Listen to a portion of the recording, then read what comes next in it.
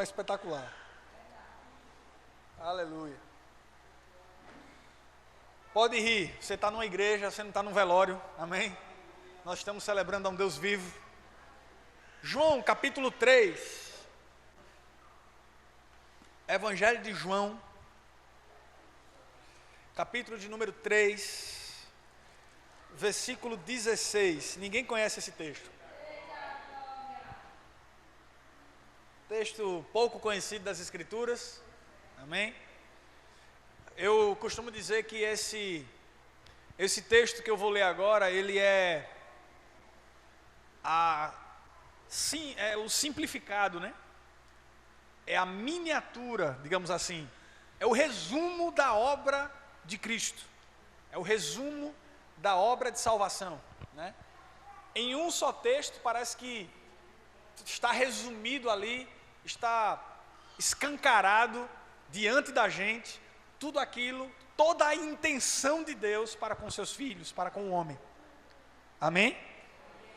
João capítulo 3, versículo 16, toda a igreja conhece, porque Deus amou o mundo de tal maneira, que deu o seu Filho único, unigênito, para que todo aquele que nele crê, não pereça, mas tenha vida eterna, amém? A gente está lendo um texto muito rico e muito conhecido também. Talvez se a gente for pegar ali as nossas crianças ali do departamento infantil, nossas crianças da salinha, elas vão saber citar o texto, falar alguma coisa sobre isso. O fato é que Jesus, a Bíblia diz aqui que Deus amou, e esse amor foi de tal maneira. Às vezes eu fico analisando qual é essa tal maneira. Que nível que não se pode, na verdade, que nível que não se pode nivelar. Porque por mais que a gente tente chegar a um nível de compreensão do que é esse amor, a gente nunca vai chegar nos 100%. A gente nunca vai chegar na totalidade da compreensão de que amor é esse. Vocês estão comigo? Mas por que Deus me inclinou a ler esse texto, a ler esse versículo? Eu acho que a igreja, ela está passando por um momento onde ela precisa entender mais sobre aquilo que Jesus fez por ela. Porque parece que os dias vão passando e a gente está sempre atrás de revelação, a gente sempre está atrás de algo novo. Você está comigo? A gente está sempre atrás de algo que nos atraia até esse lugar, sabe? A igreja, ela tem muito essa ânsia, principalmente os jovens, né? Essa ânsia de querer coisas novas, para de alguma forma serem atraídos até esse ambiente. E a gente fica buscando estratégia, a gente fica querendo de alguma forma fazer algo diferente para poder brilhar a luz das pessoas até esse lugar. Eu quero te dizer, irmãos, que a única coisa capaz de mudar a vida, de transformar a vida, de fazer alguém crescer, ser constante, sabe, viver uma vida para a glória de Deus é a palavra. Não tem outra coisa que essa pessoa pode se deixar ser atraída se não for a palavra de Deus. Você está comigo? Então, se essa mensagem não nos traz empolgação, não nos traz gás, não nos traz alegria, o que é que nos traz? A palavra da cruz, a palavra do sacrifício de Jesus, ela precisa estar na nossa boca e no nosso coração. Você está comigo? Foi essa palavra que nos trouxe aqui, foi essa palavra que nos alcançou, e é essa palavra que vai continuar nos sustentando até o último dia de nossas vidas. É essa palavra. E olha só que coisa interessante. Aleluia. Porque Deus amou tanto, que deu o seu Filho único, para que todo aquele que nele crê não pereça, mas tenha a vida eterna. É interessante que esse texto está fazendo menção a Isaías, capítulo 53, que fala sobre o sacrifício de Jesus. O profeta Isaías já estava profetizando acerca daquilo que havia de vir. Isaías 53, versículo 4, 5, diz que ele levou sobre si as nossas dores, as nossas enfermidades, ele foi moído, ele foi transpassado pelos nossos pecados. A Bíblia diz que o castigo que nos traz a paz estava sobre ele, pelas suas pisaduras nós fomos sarados. Olha só o que Isaías diz. Isaías diz que Deus fez cair sobre ele a iniquidade de todos nós. Olha só que coisa interessante. A Bíblia diz que Deus fez cair sobre Jesus a iniquidade de todos nós. Isaías fala que agradou a Deus moer, feri-lo em nosso lugar, né? Jesus verdadeiramente bebeu o cálice da ira de Deus, porque Jesus, quando estava na cruz, ele estava levando as transgressões, as maldições, os pecados, as iniquidades do ser humano. Você está comigo? E o peso disso, todo o peso, tudo aquilo que veio sobre Jesus na cruz, estava sendo representado por tudo aquilo que está escrito no texto de Isaías. Ele levou sobre si as nossas dores e a nossa enfermidade. Ele levou sobre si as nossas transgressões, as nossas maldições, os nossos pecados. E é interessante que a obra de Jesus, ela é tão vasta, porque Deus já havia falado sobre isso desde o princípio de todas as coisas. Quando Deus cria Adão, que Adão peca, que sai do propósito de Deus, havia um sinal, uma mensagem para a criação, que havia um descendente da mulher que iria acabar com o domínio do pecado, com a força da serpente, com o domínio das trevas. Você está comigo? E chegou esse homem. E quando Jesus vem, que estabelece o seu reino, que muda a mentalidade daqueles discípulos, que, opera milagres, que transforma aquela geração, que morre na cruz. Olha só que coisa interessante. Dá início, né? A Bíblia fala que quando Jesus morre, ele se torna sacerdote segundo a ordem de Melquisedeque, e agora uma nova aliança começa a ser gerada, começa a iniciar, começa a se desenvolver. E que nova aliança é essa? Porque agora essa aliança não estava pautada em uma lei fria, em mandamentos apenas por mandamentos, apenas em algo passageiro, que era sombra dos bens futuros, mas agora era uma aliança que estava firmada no seu sangue, na sua vida. Você está comigo? Agora, preste atenção numa coisa. Qual é a nossa parte em João 3,16? Que é aí onde eu quero chegar. A parte de Deus vou falar primeiro sobre a parte de Deus, é que Deus amou você. E essa palavra, ela é um amor incondicional, um amor infinito, o amor de Deus, o amor que a gente chama de ágape, né? O amor de Deus, o amor incondicional, o amor tal, o amor infinito, o amor que não se pode dar características, porque não tem, ele é muito maior do que a sua mente consegue alcançar. É o amor de Deus, é o amor tal. É por isso que o texto diz assim, ele amou de tal maneira, ou seja, não tem nem como dizer qual foi o tamanho disso, porque foi tão grande, tão extraordinário, que ele diz assim, Deus amou de tal maneira. Foi uma maneira que não se pode dar adjetivo, uma maneira que não se pode dar nenhuma característica positiva, porque o amor de Deus é infinitamente maior do que a nossa mente consegue compreender. Você está comigo? Agora preste atenção, qual foi a parte de Deus? O amor. E esse amor fez com que Ele mesmo, Filipenses capítulo 2, versículo 5 diz, que Ele se entregou em forma de servo. Ele não teve o fato de ser igual, ele não considerou o fato de ser igual a Deus, ele assumiu a forma de servo, se entregou, se humilhou. Você está comigo? Se expôs à humilhação, foi castigado, foi humilhado, foi cuspido no meio do seu lugar. Olha só que coisa interessante, a parte de Deus foi amar você. Um amor que não se pode nivelar, um amor incondicional. Ele deu seu filho, Ele deu tudo. Ele deu tudo por nós. Ele se entregou por nós. A parte de Deus foi o amor incondicional, o amor que foi derramado no seu coração.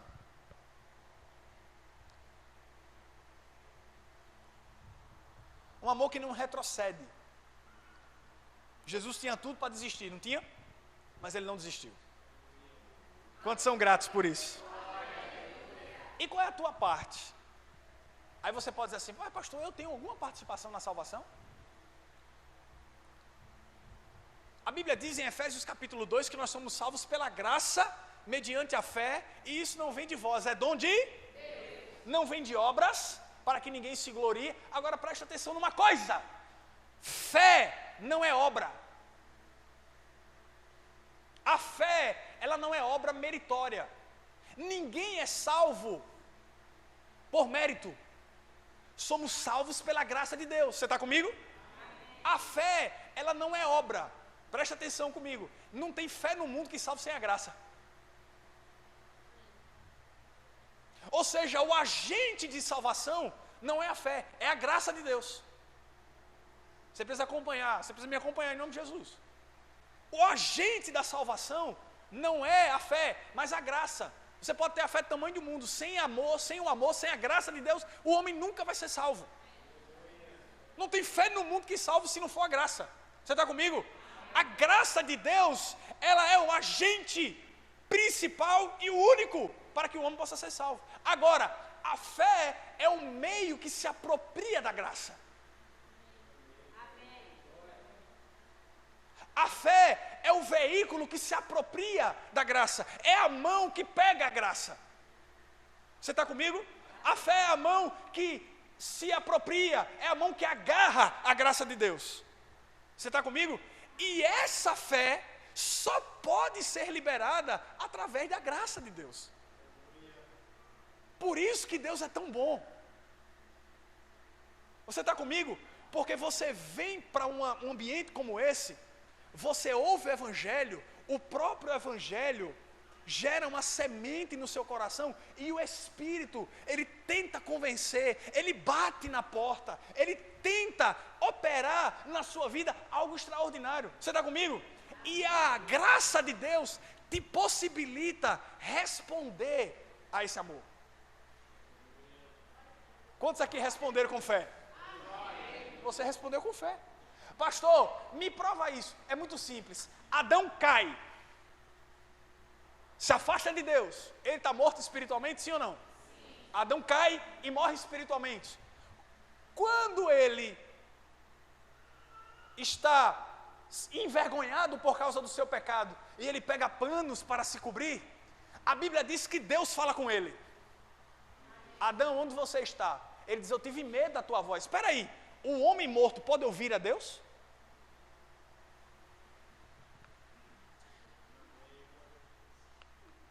Olha para mim, irmão. Um homem que está morto consegue ouvir a voz de Deus? Diga a graça.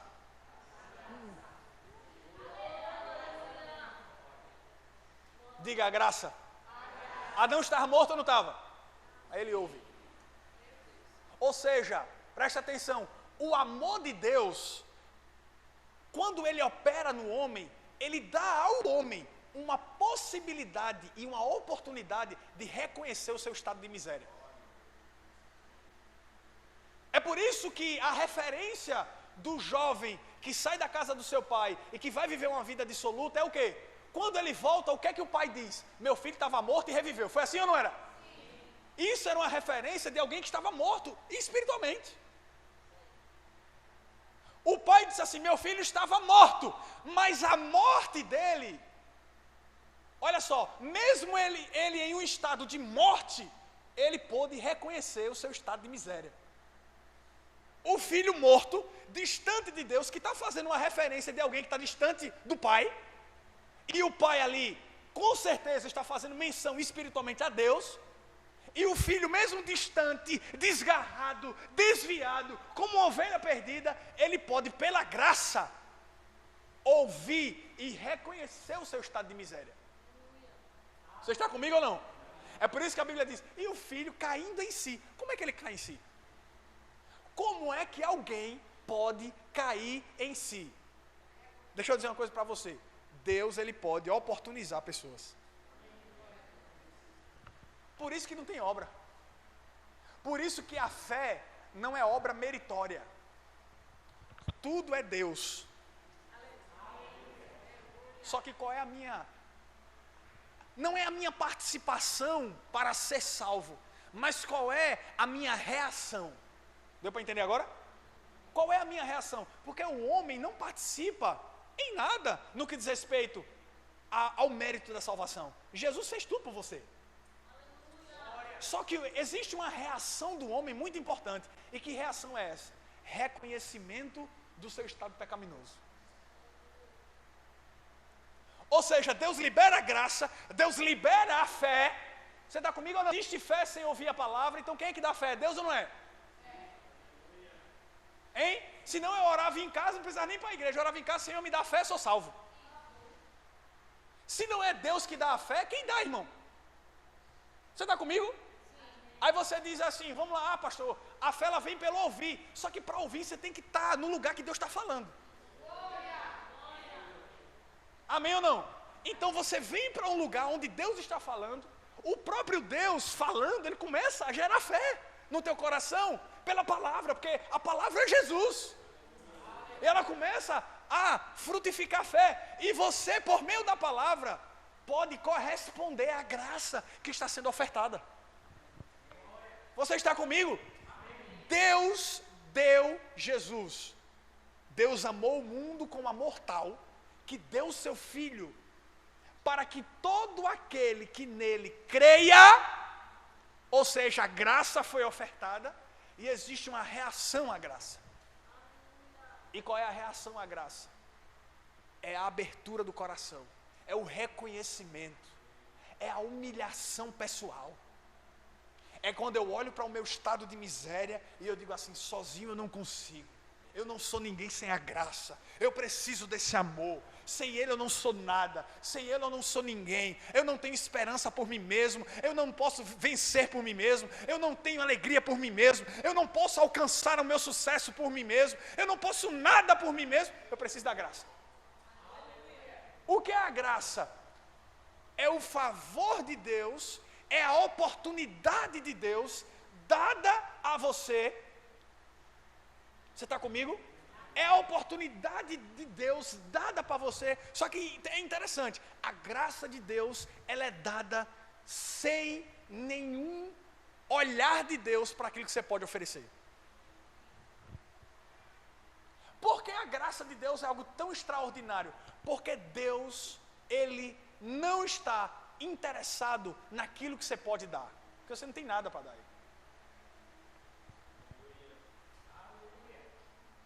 Por isso que é um amor de tal maneira. Mas a partir do momento que Ele amou você, que Ele te deu uma oportunidade, que você abriu o seu coração, existe uma reação. E que reação é essa? Reconhecimento, que é a primeira, e depois, inclinação. E essa inclinação vai possibilitar a você a manter um relacionamento com Jesus. Ele deu a vida. E o que você pode dar? A vida. É daí que vem a conversão. Esse é o processo da conversão. Essa é a ordem da salvação. Romanos capítulo 8 diz: ao que dantes conheceu, a esses também chamou. Aos que chamou, a esses também justificou. E aos que justificou, a esses também glorificou. Quantos aqui foram chamados? Quantos aqui foram justificados? E quantos vão ser glorificados? Só que é interessante, o apóstolo Paulo coloca essa condição no passado. Ao que dantes conheceu, esses também chamou, justificou e glorificou. Ou seja, ele coloca a glorificação como um fato certo. Ele está dizendo assim, é certo que vai acontecer. Seremos glorificados para passar a eternidade com Jesus. Você está comigo? Ou seja, na perspectiva de Deus, a salvação, ela foi uma oferta perfeita. E algo completo. Ou seja, não existe brechas na salvação. Não existe algo que precisa ser feito ainda para a salvação. A salvação para mim, e na perspectiva de Deus, é algo que já está completo. Você está comigo? Ele fez, entregou e está feito. Está feito. Você está comigo? E qual é a única coisa que você pode fazer para reagir a essa oferta de salvação.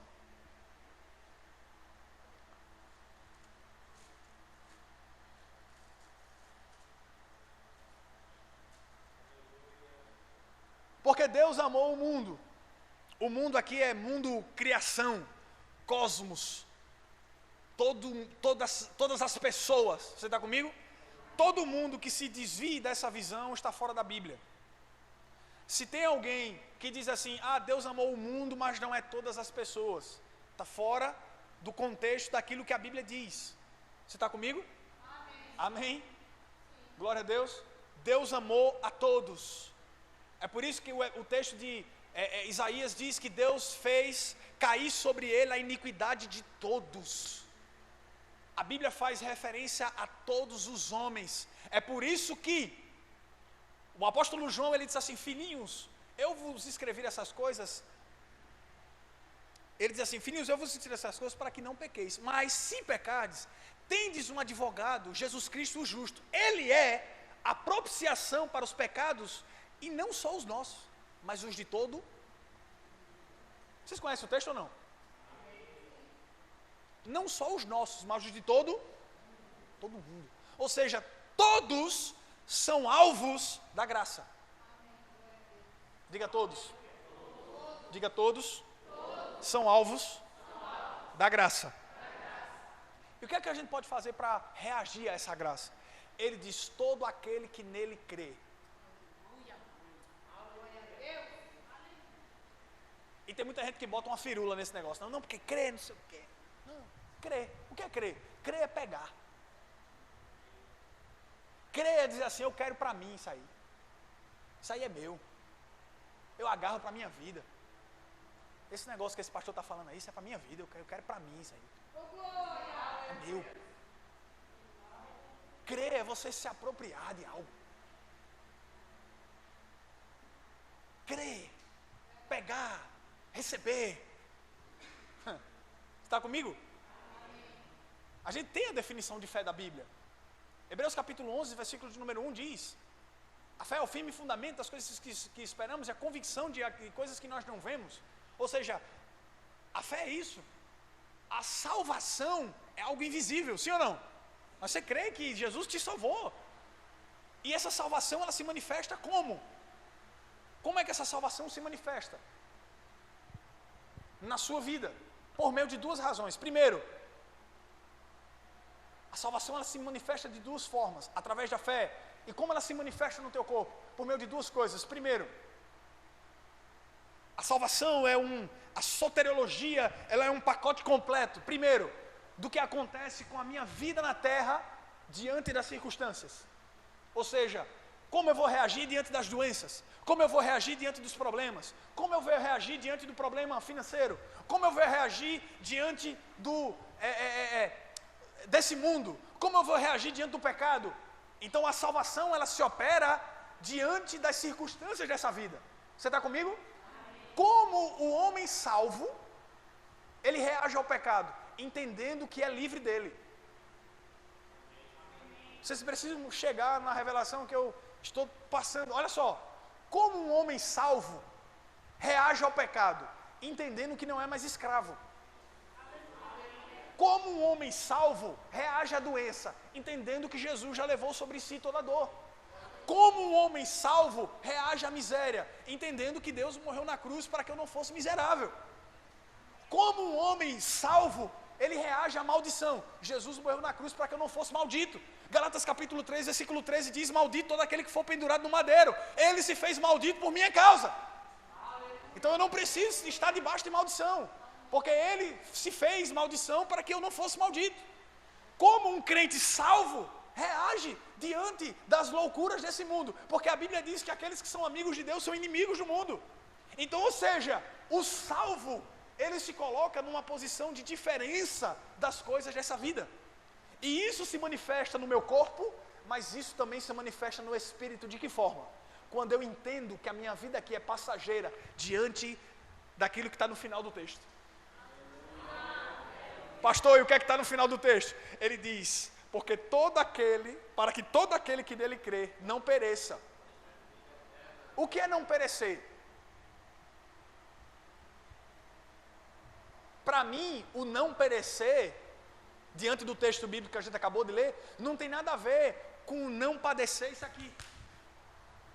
O não padecer, padecer, não pereça, o não padecer não está falando dessa vida em si. Você está comigo?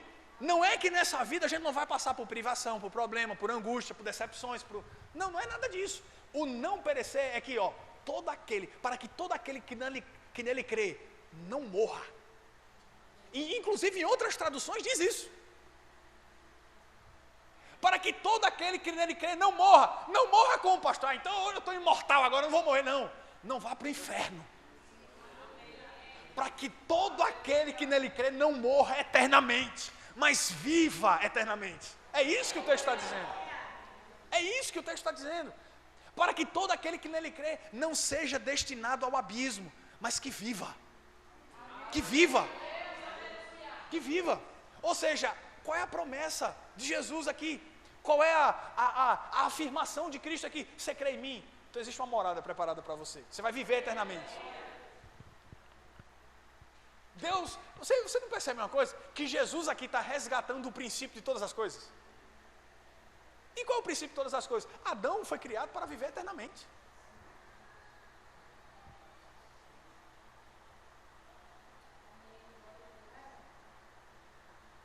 Você está comigo? Deus está dando uma oportunidade a muitas pessoas para reconhecer o seu estado de miséria.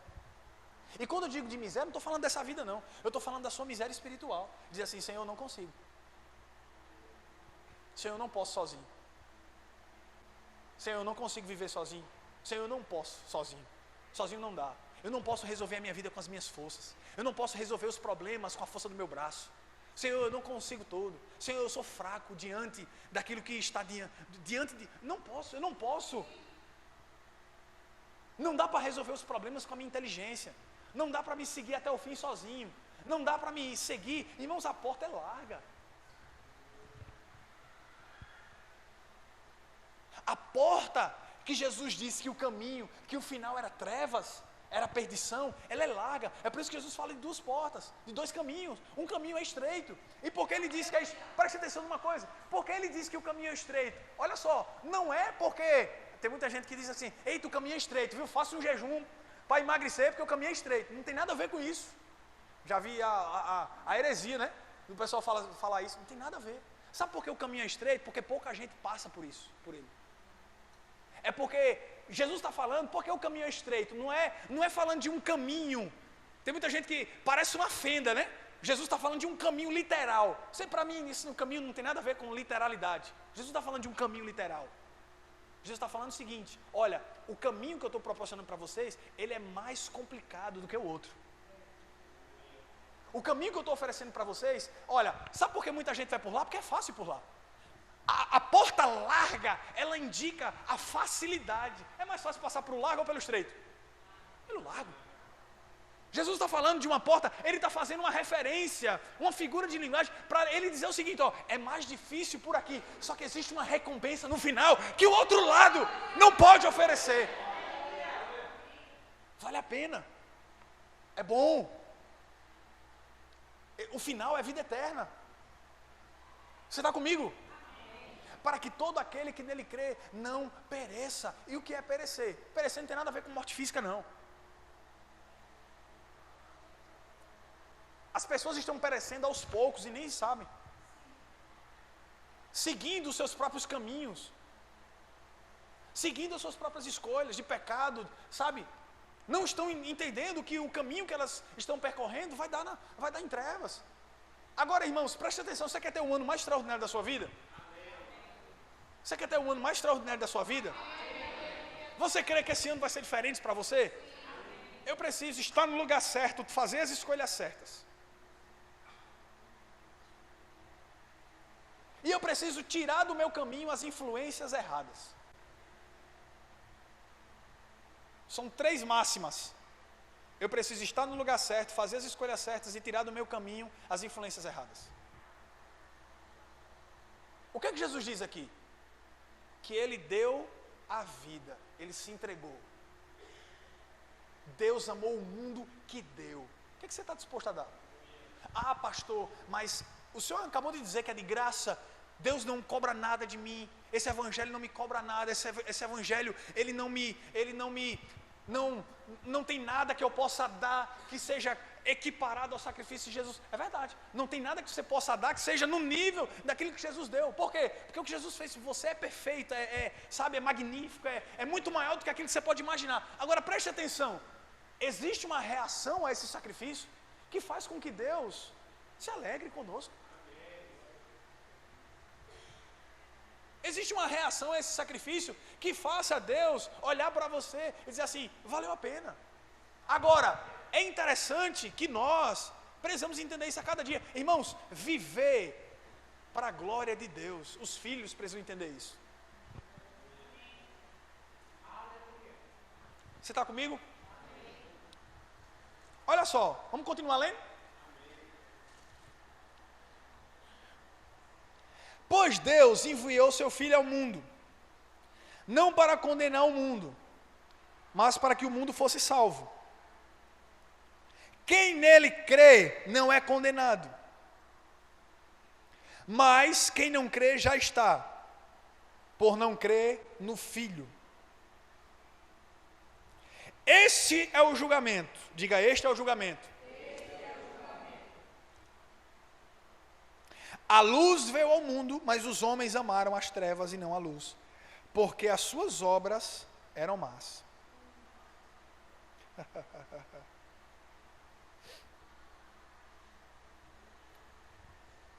Quem pratica o mal odeia a luz e não se aproxima da luz, temendo que as suas obras sejam manifestas. Mas quem pratica a verdade vem para a luz, para que se veja claramente que as suas obras são realizadas por intermédio de... Preste atenção numa coisa. Jesus está falando aqui no meio de um diálogo com Nicodemos. O contexto é esse. Você está comigo? E Nicodemos, ele faz uma pergunta para Jesus no começo, dizendo assim, mestre, como é que faz? O que é que eu preciso fazer para... O que eu preciso fazer para ser salvo? O que eu preciso fazer para entrar nesse caminho? Para ser participante dessas coisas? Jesus fala uma coisa, o diálogo vai se discorrendo, é um dos diálogos mais tremendos da Bíblia. O diálogo vai se discorrendo, Jesus assim, tem que nascer da água e do Espírito, né? Tem que nascer de novo para ver o reino de Deus. E Jesus vai explicar o que é isso. E Nicodemos não entende, como é que eu posso voltar para o ventre da minha mãe? E Jesus disse, não, Nicodemos, é nascer da água e do Espírito. Jesus começa a mostrar para aquele homem que todo o conhecimento que ele tinha não era capaz de entender uma simples revelação.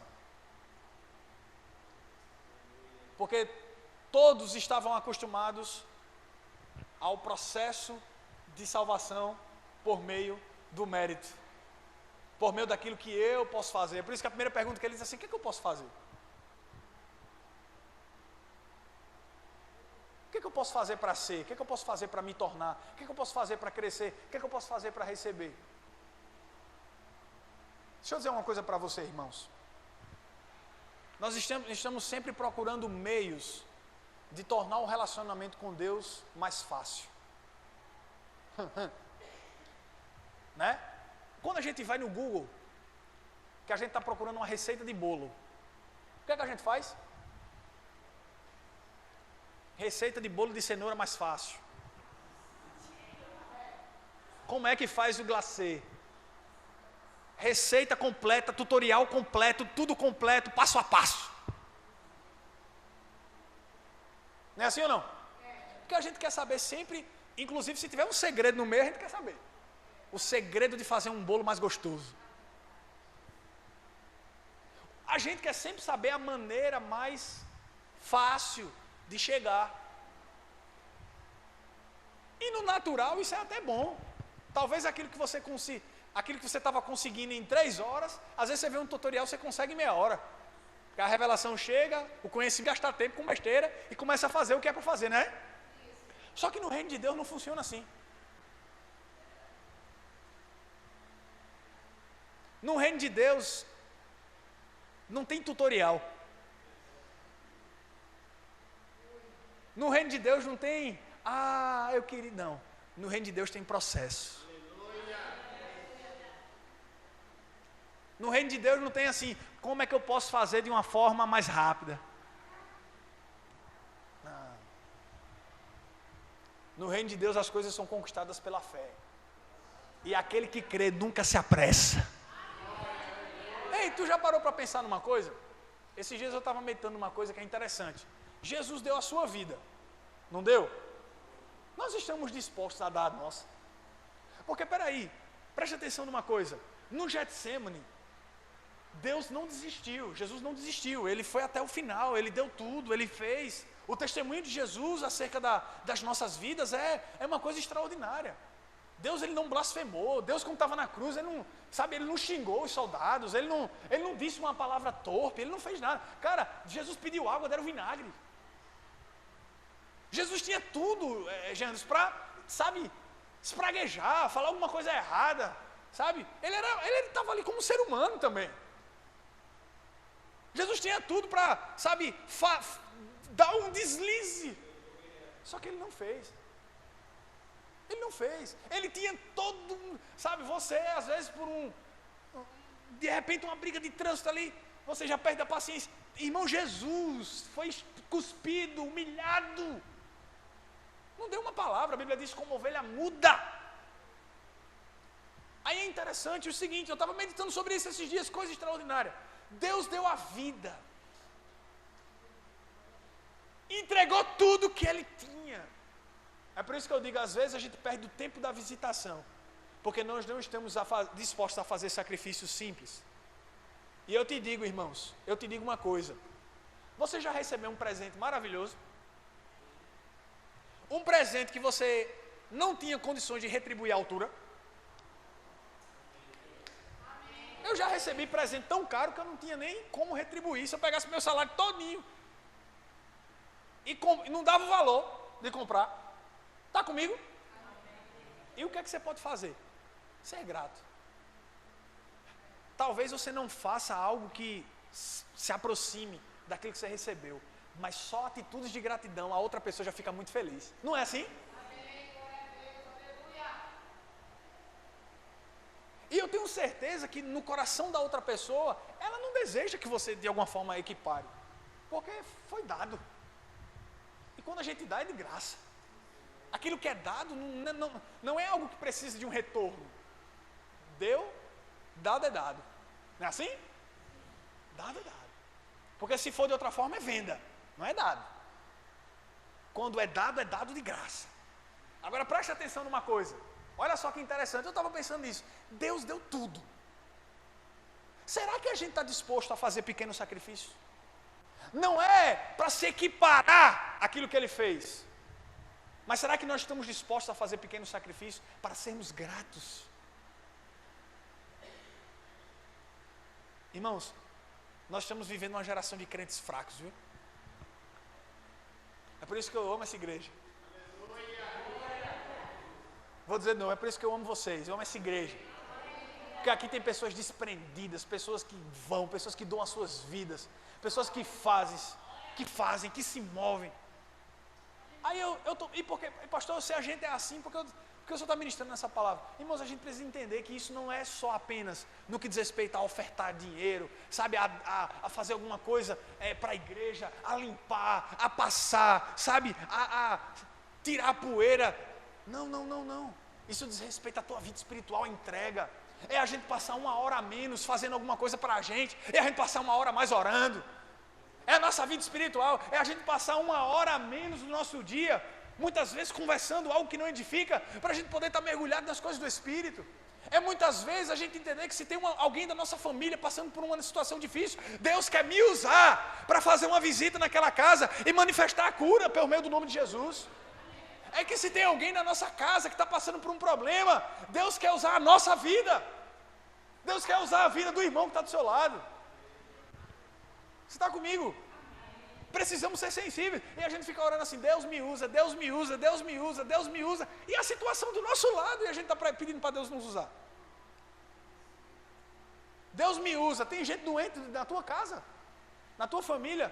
Ora, rapaz, tem poder no nome de Jesus. A gente fica dizendo, Deus me usa, me usa, me usa. Existe um poder extraordinário que foi liberado para você. Deus entregou a vida dele. A vida.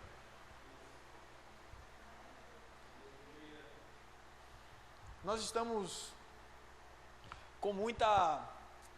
Deixa eu dizer isso aqui, que isso é muito bom. Nós estamos com como é? Intervalos grandes do sobrenatural nas nossas vidas. Ou seja, Deus opera algo grande hoje, mas daqui a 2 meses ele opera outra coisa extraordinária. Daqui a mais 2 meses e 2 meses e 2 meses. Então a gente tem um intervalo muito grande do sobrenatural. E a gente fica dizendo assim, meu Deus, por que isso não é rotina na minha vida? Você sabia que se Deus derramar algo a mais na sua vida, talvez nem você mesmo esteja pronto?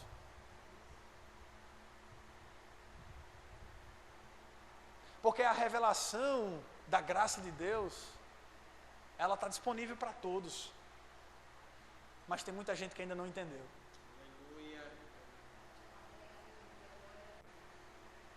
O jovem rico não entendeu a graça. Jesus chega para ele e diz assim, deixa tudo. Depois do diálogo, que ele, bom mestre, o que é que eu posso fazer para herdar a vida eterna? Guarda os mandamentos, isso eu já faço. E Jesus diz assim, uma coisa te falta, vende tudo. Ele não entendeu a graça. Porque o que é entender a graça? É entender que eu já não tinha nada. Aí você diz assim, mas o jovem rico tinha tudo, mas isso não era nada para Jesus.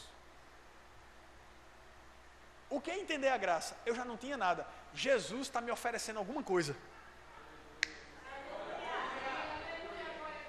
O que é a graça? A graça de Deus, quando ela é semeada, quando ela é ofertada, a primeira coisa, quando ela bate no coração, o homem, ele precisa reconhecer o seu estado de, diante dessa graça eu não sou nada. Qual é o problema do jovem rico? É porque ele se achou demais diante da graça de Deus. E existe um sentimento perigoso, é achar que não precisa. Ele baixa a cabeça, a Bíblia diz que ele era dono de muitas propriedades, e ele vai embora, ele rejeita o convite de Jesus. Por quê? Porque na cabeça dele, ele já tinha tudo que ele precisava, só que ele não tinha nada, porque tudo nessa vida que é verdadeiramente importante está em Cristo.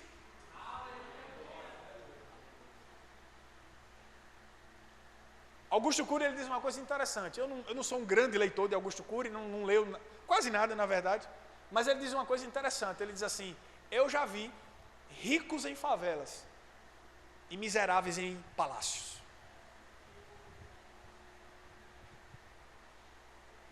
Miseráveis em palácios. O que é que ele está dizendo assim? O que tem ou o que deixa de ter diante de Jesus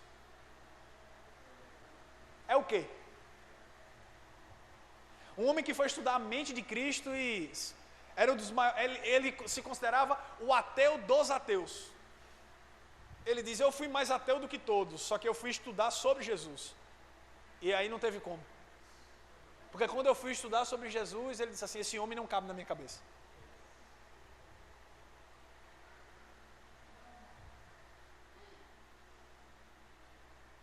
Aí eu te digo, por que você está triste?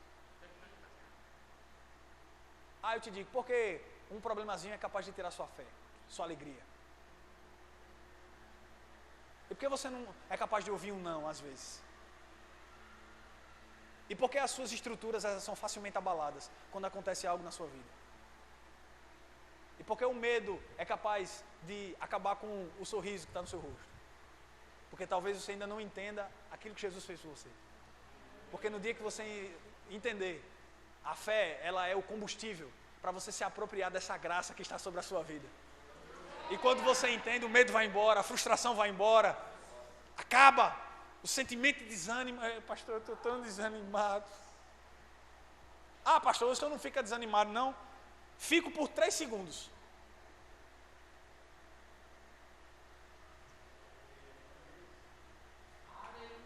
no dia. Por quê? O medo vem e eu tenho 3 segundos para mandar ele embora, senão ele fica. Você está comigo ou não? Então, durante 3 segundos, dá para mim pensar se eu vou querer ele na minha vida ou se eu expulso ele com o nome de Jesus. Aí ele vem, eu disse assim, eu não posso ficar com esse negócio não. E eu começo a rir. Tem que ser assim, irmão. Se você não renovar a sua mente, é por isso que vem, aí eu vejo um povo capengando. Está comigo? Não entendeu o sacrifício. Olha para a cruz, irmão. Cruz não é sinônimo de tristeza, não, é de alegria. Olha para a cruz de Cristo. Ei, quando você tiver com um momento da sua vida que você está acabado, que você está sabe aquele negócio que às vezes nem Jesus pessoalmente, né? Você está num jeito que, você está numa tristeza da, irmãos, abre nesse texto aqui.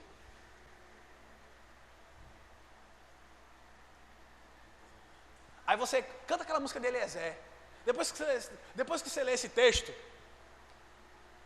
porque Deus amou o mundo, Ele se entregou por mim, todo aquele que dele que não pereça, eu tenho vida eterna em Cristo. Aí você lê, aí você começa a cantar aquela música de Eliezer. A minha boca se encheu de riso, e os seus lábios de... O Senhor restaurou minha sorte, e é por isso que eu me regozijo. E aí? Quando a gente entende a graça de Deus sobre as nossas vidas, a gente para de viver uma vida desanimada. Pastor, mas eu sou ser humano, mas sou um ser humano da palavra. Você escolhe, irmão, se você vai querer ficar com a palavra, vai querer ficar com o que a circunstância diz. O que é que a cruz fez por você? Fez tudo. Imagine, olha, se a gente já não precisa fazer muita coisa, e o crente ainda está preguiçoso, imagine se a gente tivesse que fazer. Se sua salvação dependesse de você, você estava frito. Se você dependesse de você mesmo para ser salvo, você não era salvo. Ainda bem que Jesus fez tudo por você. Graças a Deus. Se move em gratidão, pelo menos.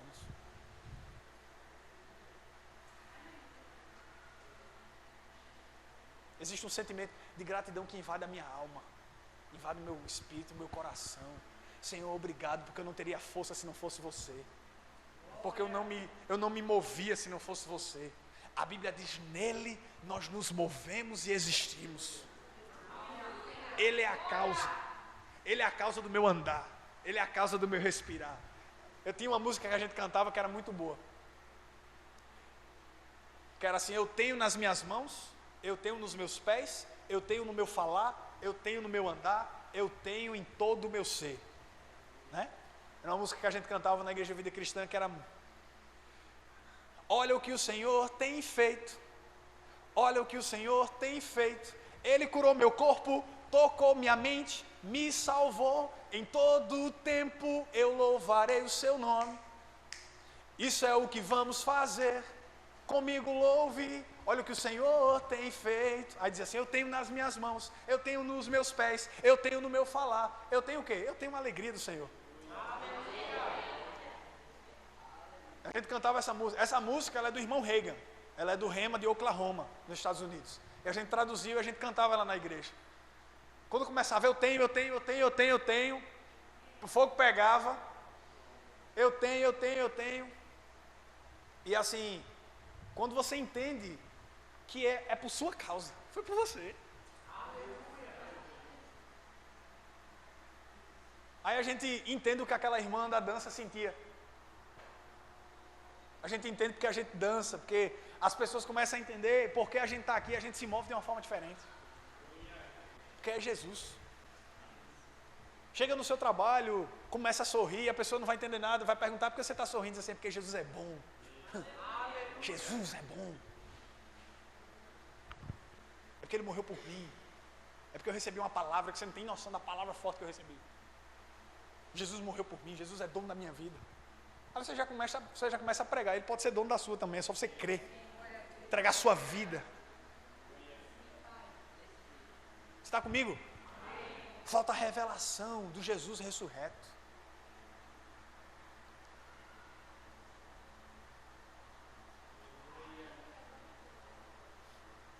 Vou ler o último texto agora.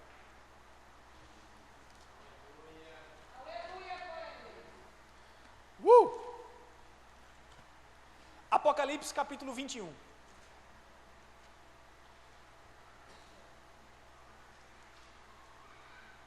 Fica de pé. Abre e fica de pé. Não tem aquela galeria de textos favoritos? Não tem? Esse texto está na galeria, na minha galeria. Se você disser assim, qual é o texto que o pastor mais ama? Eu amo toda a Bíblia, mas existe texto que toca você, né? Apocalipse capítulo 21, versículo 4. É o texto que eu fico animado, sabe?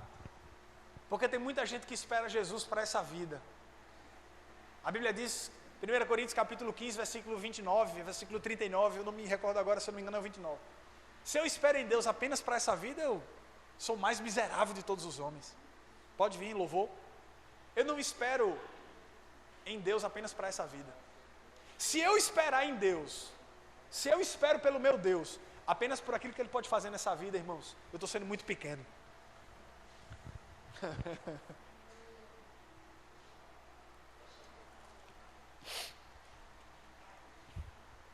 Será que nós estamos dispostos a fazer pequenos sacrifícios?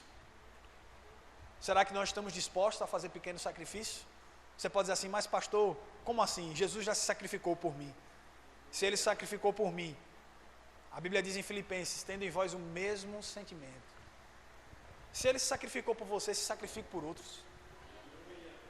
Se Ele deu a vida por você, mostre que Jesus, através de você, através da sua vida, se Ele deu a vida por você, mostre que Ele pode também ser uma bênção na vida de outras pessoas através de você.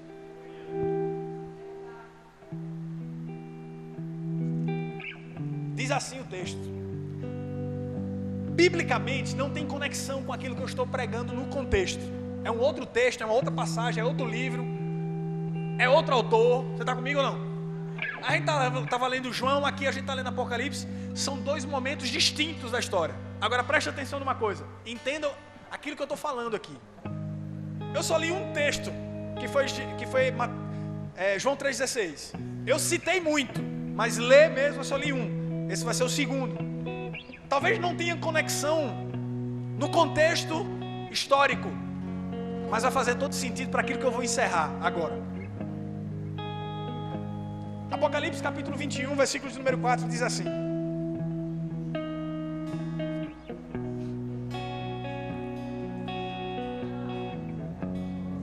Ele enxugará dos seus olhos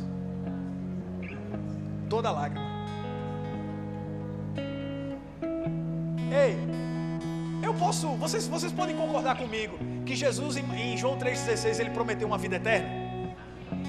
Essa vida eterna são com lágrimas enxugadas. Está falando de eternidade ou não está aqui? Ai, irmão, uma vida eterna com Jesus. Olha só. Ele enxugará dos seus olhos toda lágrima. Não haverá mais morte.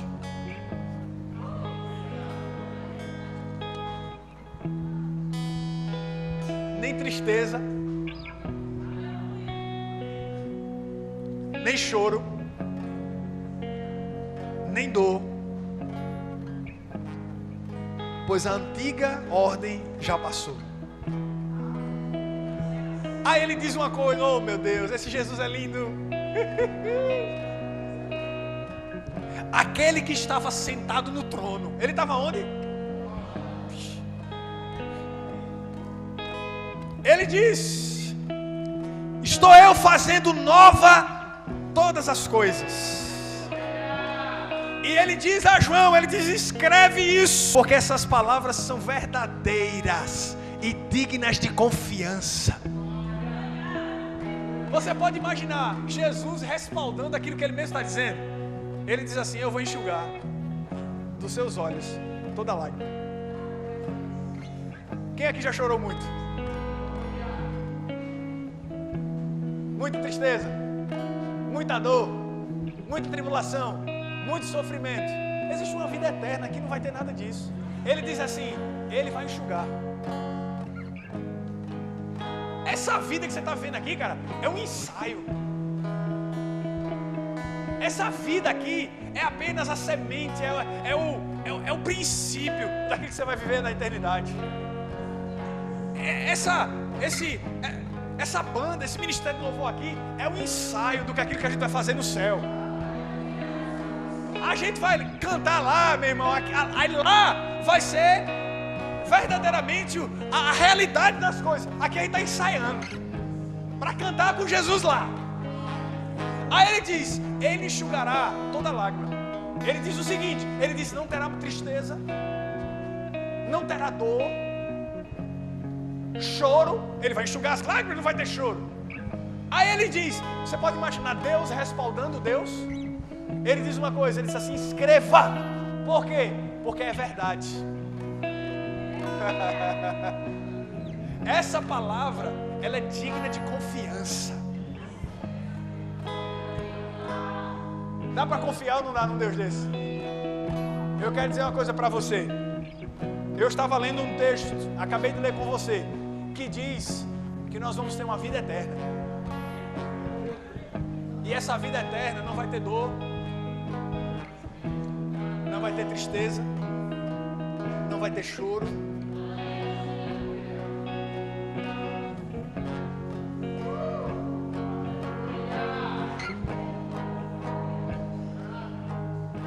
Eu li esse texto para minha irmã.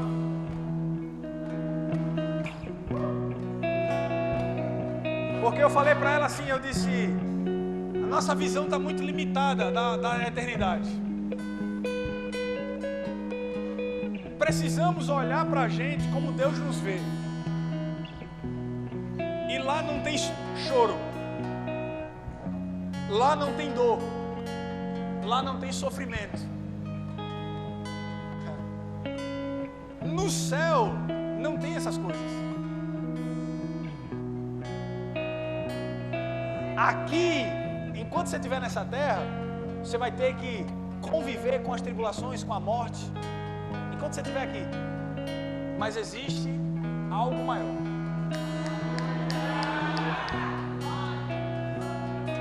Você tem que estar crendo nisso, irmão.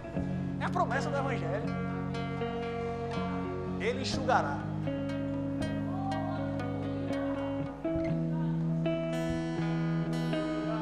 toda lágrima.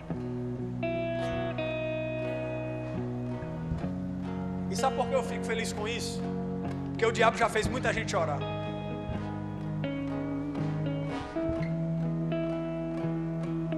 Você pode viver uma vida de alegria aqui na terra. Eu não estou dizendo que você não vai viver.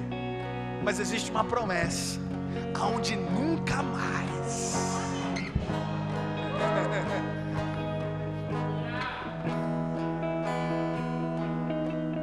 nunca mais. Fecha os teus olhos. Fecha os teus olhos. Senhor Jesus, Senhor Jesus,